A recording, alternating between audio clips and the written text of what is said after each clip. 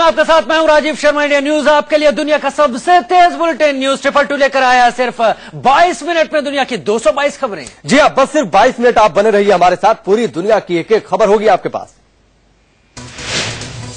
Brazil ने FIFA world cup के उद्घाटन मैच में क्रोएशिया को 3-1 से हराया। ब्राजील की ओर से नेमार ने 2 गोल किए जबकि ऑस्कर ने 1 गोल दागा। क्रोएशिया के खाते में जो गोल गया वो ब्राजील के खिलाड़ी मार्सेलो का आत्मघाती गोल था।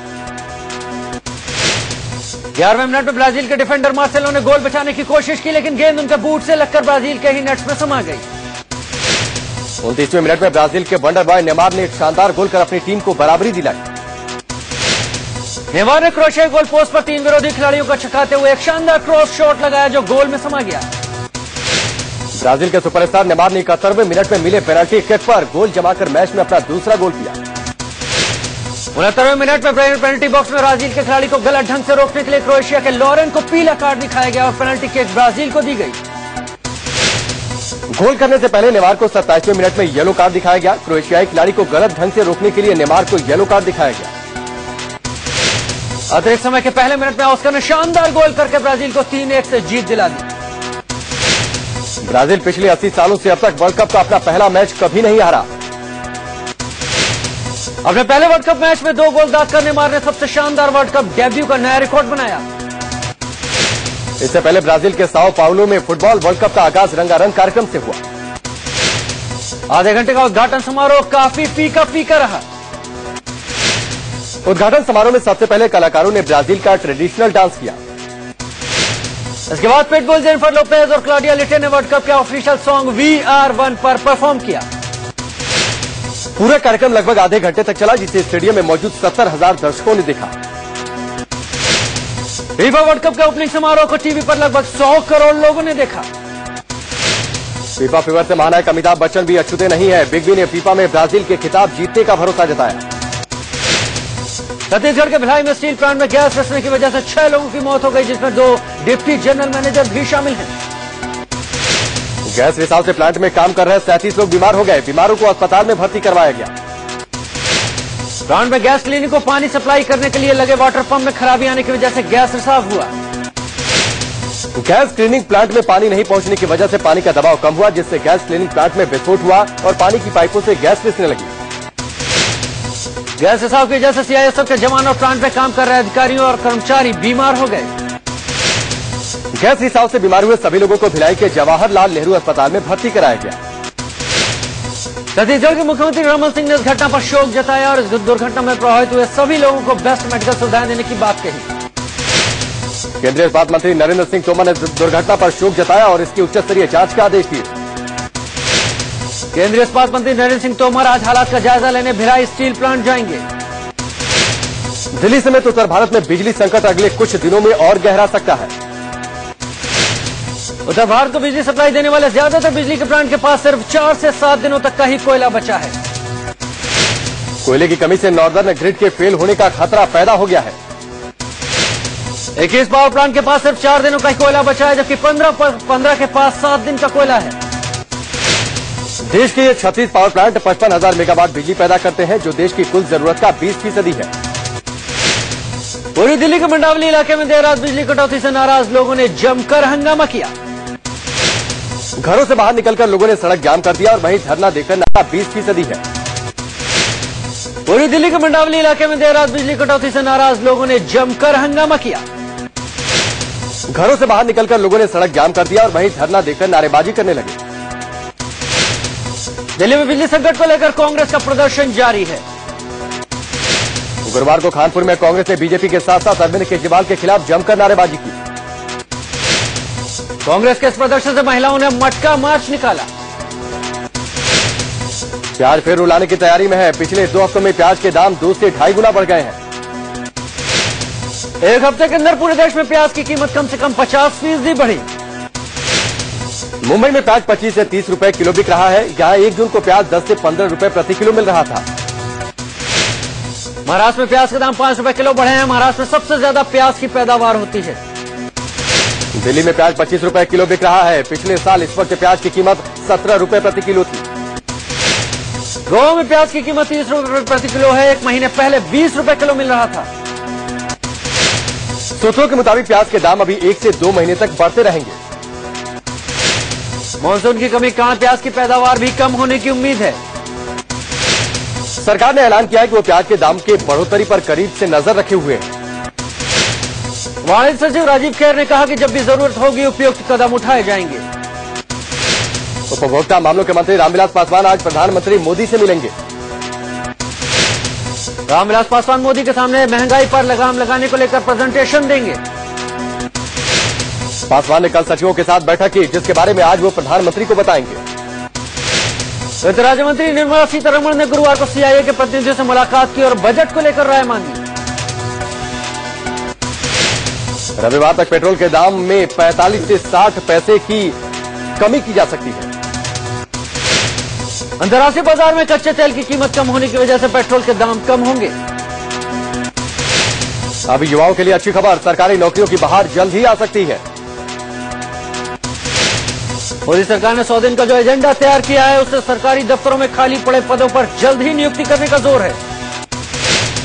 एसएससी के ग्रेजुएट स्तर के एग्जाम में इस बार रिकॉर्ड वैकेंसी निकल सकती है। सूत्रों की माने तो 30,000 से ज्यादा पदों की वैकेंसी निकल सकती है। यूपीए 2 सरकार ने फरवरी में बजट सत्र के दौरान बताया था कि सरकारी दफ्तरों में 6,13,000 पद खाली हैं। सूत्रों के मुताबिक अगले 1 साल के अंदर कम से कम 1 लाख सरकारी नौकरियों के मौके मिल सकते हैं। डिपार्टमेंट ऑफ पर्सनल ट्रेनिंग ने भर्तियां करने के लिए पूरा खाका भी तैयार कर दिया है। डीओपीटी ने सभी मंत्रालयों और विभागों में खाली पड़े पदों की पूरी जानकारी 15 जुलाई तक देने को कहा है। दिल्ली वालों को आज भी गर्मी से राहत मिलने की उम्मीद है। मौसम विभाग ने हल्की बारिश की भविष्यवाणी की है। दिल्ली के अलावा पश्चिमी यूपी और हरियाणा में बारिश हो सकती है। लोगों को गर्मी से राहत की उम्मीद है। दिल्ली एनसीआर में कल बारिश हुई थी। बारिश का असर अगले कुछ दिन राहत के रूप में देखने को मिलेगा। मौसम विभाग के मुताबिक दिल्ली में 18 जून तक लोगों को गर्मी से राहत मिलेगी। आसमान में आंशिक बादल छाए रहेंगे। अधिकतम तापमान 43 सेल्सियस डिग्री रहेगा। दिल्ली में कल हुई बारिश प्री मानसून की बारिश थी। बारिश के बाद दिल्ली में न्यूनतम तापमान 30.5 डिग्री सेल्सियस दर्ज किया गया। तेज हवा और बारिश के चलते करोल बाग इलाके में पुराना पीपल का पेड़ गिर गया, जिससे ट्रैफिक जाम हो गया। दिल्ली से सटे नोएडा में कल तेज बारिश के साथ साथ ओले भी गिरे। दोपहर में अचानक तेज आंधी भी चली। लखनऊ में मौसम अचानक बदल गया। धूल भरी आंधी चली, जिससे पारा नीचे गिर गया। लोगों को भारी गर्मी से राहत मिली। एमपी के इंदौर में भी कल खूब बारिश हुई। बारिश से पारा 10 डिग्री तक नीचे गिर गया। मुंबई में आज लगातार दूसरे दिन हाई टाइड की आशंका है। कल समंदर में आया हाई टाइड से पानी शहर में घुस गया था। सुबह 11:37 पर समुद्र में हाई टाइड आया था। समुद्र में 4.38 मीटर की ऊंचाई तक लहरें उठी। निचले इलाकों में पानी घरों में घुस गया।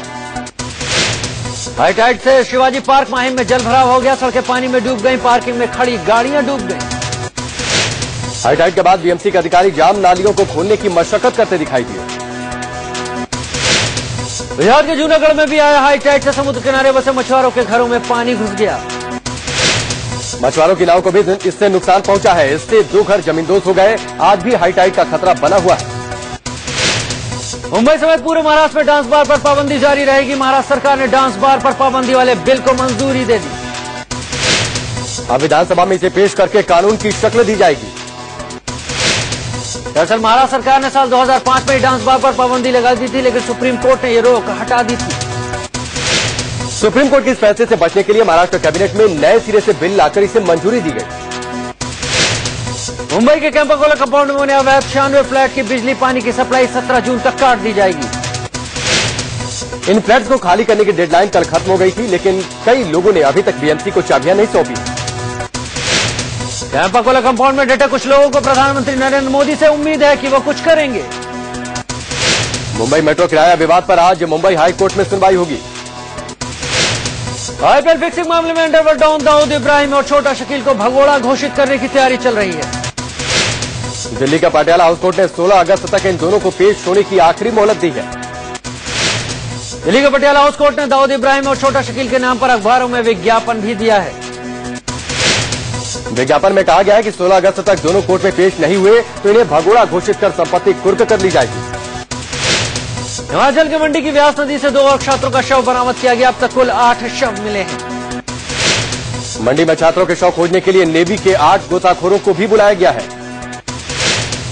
उधर एनडीआरएफ ने भी रेस्क्यू ऑपरेशन को और तेज करने के लिए पटना, गोवा और कोलकाता से भी टीमें बुला ली हैं। पंजाब के जगराओं के सिधवा खुर्द में 3 जून से शुरू की गई छप्पर की सफाई में बड़े पैमाने पर हथियार मिले हैं। कल की गई सफाई में यहां 8 किलो RDX 763 AK-47 के जिंदा कारतूस, 2 पैकेट तैयार डेटोनेटर, 3 हैंड ग्रेनेड बरामद किए गए।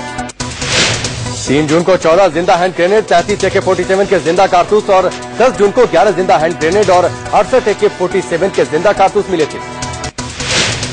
हथियार मिलने से स्थानीय लोग दहशत में हैं। पुलिस के मुताबिक ये हथियार उस दौर के हैं जब पंजाब में आतंकवाद चरम पर था। लुधियाना में पुलिस ने खेत में छिपाकर रखे गए विस्फोटक और भारी तादाद में कारतूस बरामद किए हैं। असम के करबी आंगलांग इलाके के जंगलों से पुलिस ने भारी मात्रा में हथियार और गोला बारूद बरामद किया है। पुलिस ने 10 जून को उग्रवादियों से मुठभेड़ में शहीद हुए एसपी और उनके PSO से लूटे गए हथियार भी बरामद कर लिए। बड़ौदा पुलिस ने 1 करोड़ कीमत का नशीला पदार्थ पकड़ा है। पकड़े गए कच्चे माल से अफीम बनाई जाती है।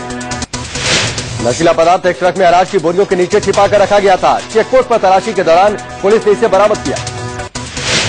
सीबीआई ने यूपी के बदायूं गैंगरेप मर्डर केस पर काम शुरू कर दिया है। इसके लिए 20 अफसरों की एक टीम बनाई गई है। सीबीआई टीम के हेड DIG होंगे। खबर है कि ये टीम आज यूपी जाएगी। मुजफ्फरनगर गैंगरेप मामले पर भारतीय किसान यूनियन के अध्यक्ष नरेश टिकैत ने आज महापंचायत बुलाई है। दरअसल 3 जून को 10 से 11 युवकों ने एक महिला से जंगल में गैंगरेप किया था। इस मामले में 6 पुलिस वाले सस्पेंड हैं। बदायूं और हमीरपुर के बाद अब मुरादाबाद में भी एक लड़की की लाश पेड़ से लटकती मिली। घटना मुरादाबाद के राजपुर गांव की है। आशंका जताई जा रही है कि पहले लड़की के साथ बलात्कार किया गया, फिर लाश को पेड़ पर टांग दिया गया। यूपी के कुशीनगर में एक नाबालिग से गैंगरेप के बाद नहर में फेंकने का मामला सामने आया है। आरोप है कि गांव के ही 2 दबंगों ने पहले नाबालिग की इज्जत लूटी, उसके बाद उसकी पिटाई कर हत्या के इरादे से नहर में फेंक दिया। नहर से निकालकर नाबालिग को अस्पताल में भर्ती कराया गया, जहां उसकी हालत नाजुक है। गोंडा में एक नाबालिग को अगवा कर गैंगरेप की वारदात सामने आई है। पुलिस ने मामला तो दर्ज कर लिया है, लेकिन आगे की कार्रवाई के लिए मेडिकल रिपोर्ट का इंतजार कर रही है। मथुरा के कोसी कला में एक महिला के साथ गैंगरेप की वारदात सामने आई है। बल्लभगढ़ की रहने वाली महिला अपनी बहन के घर आई हुई थी। यहां से लौटते वक्त टैक्सी में सवार बदमाशों ने उसके साथ गैंगरेप किया। वाराणसी के मड़वाडी इलाके में 2 लोगों ने एक महिला से गैंगरेप की घटना को अंजाम दिया। महिला की शिकायत पर पुलिस ने दोनों आरोपियों को गिरफ्तार कर लिया है। यूपी के हमीरपुर में महिला गैंगरेप के मामले को नया रंग देने में जुटी है। पुलिस का कहना है कि मेडिकल के दौरान महिला से रेप की पुष्टि नहीं हुई, वो झूठ बोल रही है। पुलिस का कहना है कि जिस दिन की बात महिला बता रही है उस दिन आरोपी पुलिस वाले थाने में ही नहीं थे। पुलिस के मुताबिक पुलिस वालों पर रेप का आरोप लगाने वाली महिला के पति को अवैध तमंचा रखने के आरोप में गिरफ्तार किया गया था। महिला उसे छुड़ाने थाने गई थी। पुलिस ने इनकार किया तो उसने रेप की झूठी कहानी गढ़ी और ये ड्रामा रचा। अलीगढ़ में SSB ऑफिस के बाहर धरने पर बैठी रेप पीड़ित महिला ने आरोपी के पिता की चप्पलों से पिटाई कर दी। आरोपियों की गिरफ्तारी की मांग के लिए पीड़ित धरना दे रही थी। आरोपी के घर वाले SSP से मिलने आए थे। यूपी के पीलीभीत में एक सिपाही की दबंगई सामने आई है। पीलीभीत के थाना कोतवाली बीसलपुर में तैनात सिपाही सुरकेश शर्मा एक महिला के घर जाकर बार बार उससे छेड़छाड़ करता था। जब पीड़ित महिला ने पति ने उसकी शिकायत SP से की तो गुस्साए सिपाही ने पति को नशा देकर एक महिला के साथ उसकी अश्लील क्लिप बना ली। क्लिप बनाकर झूठे केस में जेल भेजने की धमकी देकर सिपाही ने पति और पत्नी दोनों को समझौते का शपथ पत्र बनवाने के लिए कचहरी लेकर आया। लेकिन मौका मिलते ही पीड़ित पति पत्नी ने मीडिया को सारी बातें बताई और फिर SP के पास जाकर सिपाही की शिकायत की। केंद्रीय रसायन एवं उर्वरक मंत्री निहाल चंद मेघवाल को रेप के पुराने मामले में नोटिस जारी हुआ है। मेघवाल को नोटिस जयपुर की ADJ कोर्ट ने जारी किया है। मेघवाल को 20 अगस्त तक तलब किया गया है।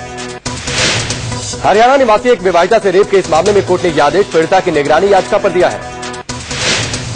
रेप के इस मामले में मेघवाल के अलावा सहायक पुलिस आयुक्त अनिल राव समेत 18 लोग आरोपी हैं। पुलिस ने कोर्ट में क्लोजर रिपोर्ट लगा दी थी। पीड़िता ने इसके खिलाफ याचिका दायर की थी। CBI ने शाहजहां एनकाउंटर मामले की केस डायरी केंद्र सरकार के गृह मंत्रालय को देने से इनकार कर दिया है। केंद्र सरकार ने एनकाउंटर मामले में IB अधिकारियों पर मुकदमा चलाने की अनुमति देने के लिए डायरी मांगी थी। CBI के इस तरह के दस्तावेज सिर्फ और सिर्फ कोर्ट के साथ साझा कर सकती है। ग्रेटर नोएडा के विजय पंडित हत्याकांड में पुलिस ने 5वें आरोपी नितिन भाटी को भी गिरफ्तार कर लिया है। नितिन बुलंदशहर का रहने वाला है। पुलिस के मुताबिक उसने विजय पंडित के घर की रेकी की थी और हमलावरों को जानकारी दी थी। उधर पंडित की हत्या के विरोध में ग्रेटर नोएडा के बाजार 5वें दिन भी बंद रहे। मुजफ्फरनगर में पानी भरने के विवाद में हुए खूनी संघर्ष में 2 लोगों की हत्या कर दी गई। 2 पक्षों के बीच हुए विवाद के बाद राजीव नाम के एक हिस्ट्री शीटर ने गोली मारकर एक युवक की हत्या कर दी। घटना के बाद दूसरे पक्ष के लोग भी मौके पर पहुंचे और राजीव की गोली मारकर हत्या कर दी। घटना में पुलिस पर लापरवाही का आरोप है। विवाद की जानकारी पुलिस को दी थी, लेकिन कोई कार्रवाई नहीं हुई, जिसके बाद 2 मर्डर हुए। फैजाबाद में अवैध खनन के मामले में एसपी नेता समेत 7 नामजद और 50 अज्ञात लोगों के खिलाफ मामला दर्ज किया गया। एसपी नेता अशोक वर्मा और उनके समर्थकों ने अवैध खनन के खिलाफ कार्रवाई करने पहुंची पुलिस टीम के साथ हाथापाई की। अशोक वर्मा के समर्थकों ने पुलिस पर पथराव भी किया, जिसमें 2 पुलिसकर्मी घायल हो गए। पुलिस की कार्रवाई से यूपी सरकार के मंत्री पवन पांडे खफा है। आरोपी एसपी नेता अभी भी फरार है। इलाहाबाद में कोचिंग क्लास में बदमाशों ने एक के बाद एक कई बम फेंककर दहशत फैला दी। कोचिंग संचालक के मुताबिक बदमाशों ने उसे रंगदारी मांगी थी, नहीं देने पर यह वारदात अंजाम दी गई। यूपी के बागपत में बदमाशों ने एसपी नेता की गोली मारकर हत्या कर दी। हत्या के बजाय पैसों के लेन देन को माना जा रहा है। बीजेपी ने बिगड़ती कानून व्यवस्था का हवाला देकर यूपी सरकार को बर्खास्त करने की मांग की है। प्रदेश अध्यक्ष लक्ष्मीकांत वाजपेयी की अगुवाई में बीजेपी का एक प्रतिनिधिमंडल राज्यपाल बीएल जोशी से मिला। वाजपेयी ने राज्यपाल से मुलाकात में अपने बीजेपी कार्यकर्ताओं पर हमले का मुद्दा भी उठाया। लुधियाना में कपड़ा फैक्ट्री में आग लग गई। आग से लाखों रुपए का सामान जलकर खाक हो गया। आग फैक्ट्री के अंदर मौजूद मशीनों के बीच लगी। माना जा रहा है कि आग लगने की वजह शॉर्ट सर्किट है। दिल्ली के करोलबाग मार्केट में अजमल खान रोड पर कपड़े के गोदाम में भयंकर आग लग गई। आग ने गोदाम की 2 मंजिलों को अपनी चपेट में ले लिया। आग में लाखों का सामान जलकर राख हो गया। दिल्ली में 2 अलग सड़क हादसों में 2 लोगों की जान चली गई, जबकि एक शख्स गंभीर रूप से घायल हो गया। पहला हादसा सीमापुरी में हुआ, जहां एक ट्रक ने 2 लोगों को कुचल दिया। वहीं खजूरी चौक में एक बस की टक्कर से एक शख्स की मौत हो गई। मध्य प्रदेश के इंदौर के पास एक तेज रफ्तार जीप ब्रिज के पास खड़े ट्रक से जा टकराई। हादसे में 4 लोगों की मौत हो गई। दिल्ली के बेस्ट पटेल नगर में एक रिटायर्ड मेजर को घर के नौकर ने ही गला दबाकर मार डाला। रिटायर्ड मेजर ने 2 दिन पहले ही नौकर को काम पर रखा था। हत्या करने के बाद नौकर फरार है। दिल्ली के पालम में कार एसेसरीज दुकान मालिक के बदमाशों ने गोली मारकर हत्या कर दी। वारदात की वजह रंजिश बताई जा रही है। महाराष्ट्र में पनवेल से ठाणे के बीच एक चलती लोकल ट्रेन में इंजीनियरिंग के एक छात्र की चाकू मारकर हत्या कर दी गई। फरीदाबाद में लोगों ने एक 22 साल के एक लड़के की पीट कर हत्या कर दी। 2 दोस्तों के बीच जाति विशेष को लेकर लड़ाई हुई थी। आरोपी की गिरफ्तारी की मांग पर लोगों ने जमकर हंगामा किया। दिल्ली के इंडिया गेट सर्किल पर बीती रात बाइकर्स ने जमकर हुड़दंग मचाया। करीब दर्जन भर बाइकर्स भी सड़क पर तरह तरह के स्टंट करते रहे, लेकिन पुलिस इन्हें रोकने नहीं आई। नागपुर के आरएसएस कैंप में संघ प्रमुख मोहन भागवत ने भाजपा की अगुवाई वाली एनडीए सरकार की तारीफ की है। संघ प्रमुख ने कहा कि संघ मोदी सरकार का रिमोट कंट्रोल नहीं है, नया बदलाव सरकार से नई उम्मीदें लाया है। शहरी विकास मंत्री वेंकैया नायडू ने चुनाव हार चुके मंत्रियों से सरकारी बंगला खाली करने की अपील की है। वेंकैया ने कहा कि नोटिस पहले ही भेजा जा चुका है। आवास सीमित है, इसलिए तय समय सीमा के अंदर पूर्व मंत्री बंगला खाली करें। जेडीयू अध्यक्ष शरद यादव राज्यसभा के लिए बिहार से निर्विरोध चुन लिए गए हैं। शरद लोकसभा चुनाव हार गए थे, जिसके बाद पार्टी ने उन्हें राज्यसभा उम्मीदवार बनाया था। राजस्थान के मुख्यमंत्री वसुंधरा राजे आज अपने मंत्रिमंडल का विस्तार कर सकती हैं। वसुंधरा और राज्यपाल मार्गारेट अल्वा की मंगलवार को हुई मुलाकात के बाद प्रदेश भाजपा में इस बात की जोर शोर से चर्चा है। कांग्रेस अध्यक्ष सोनिया गांधी आज रायबरेली जाएंगी। 1 दिवसीय दौरे के दौरान चुनाव जिताने के लिए लोगों का आभार प्रकट करेंगी। सोनिया रायबरेली में कार्यकर्ताओं के साथ बैठक भी करेंगी। इस बार चुनाव जिताने के लिए लोगों का आभार प्रकट करेंगी। सोनिया रायबरेली में कार्यकर्ताओं के साथ बैठक भी करेंगी। इस बार चुनाव जीतने के बाद सोनिया पहली बार रायबरेली जाएंगी। बीजेपी के राष्ट्रीय महासचिव और सांसद वरुण गांधी 3 दिवसीय दौरे पर आज अपने संसदीय क्षेत्र सुल्तानपुर जा रहे हैं। जयपुर के 29 साल के गौरव अग्रवाल यूपीएससी परीक्षा के टॉपर बने हैं। गौरव आईआईटी और आईआईएम में भी पढ़ चुके हैं। गौरव को पिछले साल यूपीएससी की परीक्षा में आईपीएस रैंक हासिल हुआ था। पिछले साल यूपीएससी में 244वीं रैंक मिली थी। गौरव फिलहाल हैदराबाद में आईपीएस की ट्रेनिंग ले रहे हैं। गौरव आईआईटी में एक बार फेल हो चुके हैं। वहीं दिल्ली के मनीष शर्मा दूसरे और रचित शर्मा ने तीसरा स्थान पाया है। टॉप 10 उम्मीदवारों में 3 लड़कियां भी शामिल हैं। भोजपुरी संगीत की पहचान बरकरार रखने के मकसद से इम्फाल में एक म्यूजिक फेस्टिवल का आयोजन किया जा रहा है। देश में 24 ऐसे हवाई अड्डों की पहचान की गई है जहां डोमेस्टिक कार्गो टर्मिनल डेवलप किए जाएंगे। सिविल एविएशन मिनिस्ट्री तेज ट्रांसपोर्टेशन के लिए एक नेशनल लॉजिस्टिक नेटवर्क तैयार करने जा रही है। विशाल सिक्का इंफोसिस के नए सीईओ और एमडी होंगे। पिछले हफ्ते तक विशाल एसएपी के एग्जीक्यूटिव बोर्ड के मेंबर थे। विशाल 1 अगस्त से एसडी शिवूलाल की जगह कंपनी के सीईओ एंड एमडी का पदभार संभालेंगे। इसके साथ ही कंपनी के एग्जीक्यूटिव चेयरमैन नारायण मूर्ति ने पद से हटने का फैसला किया। मलेशिया के लापता विमान के यात्रियों के परिजनों को बीमा कंपनी ने मुआवजा देना शुरू कर दिया है। परिवारों को $50,000 का मुआवजा दिया जा रहा है। मलेशियाई विमान का अब तक कोई पता नहीं, लेकिन मलेशियाई एयरलाइंस की बीमा कंपनी ने अब तक 6 मलेशियाई और 1 चीनी परिवार को मुआवजे की रकम सौंप दी है। वहीं मलेशिया के उप विदेश मंत्री हमजा जैनुद्दीन ने कहा कि विमान की तलाश जारी है। सरकार ने अभी विमान के गायब होने की घोषणा नहीं की है। अमेरिका में भारतीय मूल के तनिष्क ने 10 साल की उम्र में पास किया है हाई स्कूल। इतनी कम उम्र में हाई स्कूल पास करने वाले तनिष्क अमेरिका के पहले छात्र बन गए हैं। पाकिस्तान के कराची हवाई अड्डे पर आतंकी हमले में बड़ा खुलासा हुआ है। द गार्डियन अखबार के हवाले से खबर है कि कराची एयरपोर्ट पर फर्जी बम डिटेक्टर का उपयोग किया जा रहा था।